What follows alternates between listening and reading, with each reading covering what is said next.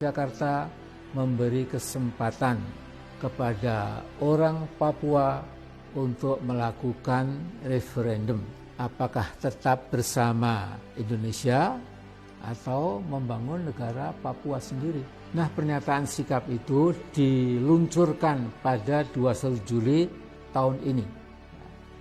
Undang-undang otonomi khusus untuk Papua ditentang oleh hampir seluruh masyarakat di tanah Papua.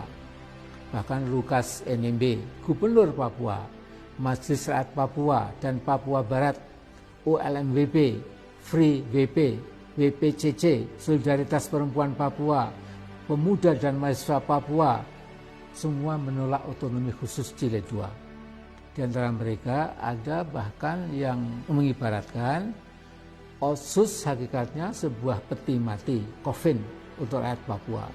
Juga ada yang mengibaratkan otonomi khusus itu seperti makanan beracun yang berakhir dengan kematian Papua. Dewan Gereja Papua, BPCC, juga menolak Otsus Jilid 2 dengan alasan karena dirancang sepihak oleh Jakarta. Refleksi tahunan yang dipublikasikan pada 5 Juli tahun ini bertema Tuhan Otsus dan Pembangunan Indonesia di Papua sudah mati. Tema itu menunjukkan kekesalan dan kemarahan masyarakat Papua yang kini sudah sama cerdasnya, sama pintarnya, sama tajamnya dengan masyarakat suku-suku lainnya di Indonesia. Sungguh sangat gegabah bila di antara kita ada yang masih menganggap seolah saudara kita di Papua kalah cerdas dan kalah pintar dibandingkan dengan suku atau etnik lainnya. Perkembangan cukup mengagetkan adalah apa yang terjadi di kantor Dewan Adat Papua, Bidap Expo Wamena pada 22 Juli tahun ini. Tatkala diumumkan sebuah petisi namanya Peluncuran Petisi Rakyat Papua Tolak Otsus Jilid 2, dan yang hadir tidak sembarangan. Tokoh-tokoh seperti Philip Karma, Yosefa Alomang, Dewan Adat Papua, perwakilan akademisi Uncen, dan 23 organisasi pergerakan yang terdiri dari LSM dan berbagai organisasi akar rumput. Philip Karma mungkin lebih berpengaruh dari Benny Wenda karena ketekunannya di dalam menanamkan kesadaran Papua bahwa Papua bisa mandiri, terhormat, dan lebih punya masa depan daripada terus bersama Indonesia dengan segala alasan dan argumen.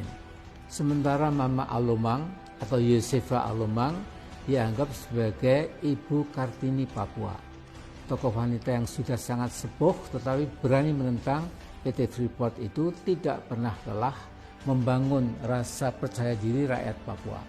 Nah, saya melihat dukungan internasional pada upaya Papua melepaskan diri dari NKRI juga semakin luas, terutama di kampus-kampus di dunia barat, di Australia, Inggris, dan Amerika. Hampir semua negara Melanesia mulai terbuka juga mendukung perjuangan kemerdekaan Papua. Pada 30 Juli tahun ini, rakyat Vanuatu di samping merayakan kemerdekaannya yang ke-40 juga menyatakan dukungan Vanuatu untuk kemerdekaan Papua dan Papua Barat. Pada 23 Juli tahun ini ada pawai ribuan orang di kota Port Vila yang membawa 2 bendera, bendera Vanuatu dan bendera bintang kejora Papua. Dalam setiap forum internasional, Vanuatu secara konsisten menyatakan dukungannya pada kemerdekaan Papua dan Papua Barat. Memang bagaimana masa depan Papua Barat dan Papua tidak ada yang sanggup meramalkan. Hanya saja dalam sejarah bangsa-bangsa sejak dulu sampai sekarang ada sebuah keajekan atau katakanlah lebih tegas lagi sunatullah, bahwa setiap kekuasaan atau rezim penguasa yang tidak peduli pada keadilan pasti akhirnya roboh atau runtuh. Soal kapan bukan urusan manusia. Manusia hanya berusaha, hasil akhir di tangan Allah Subhanahu wa taala yang Maha Esa.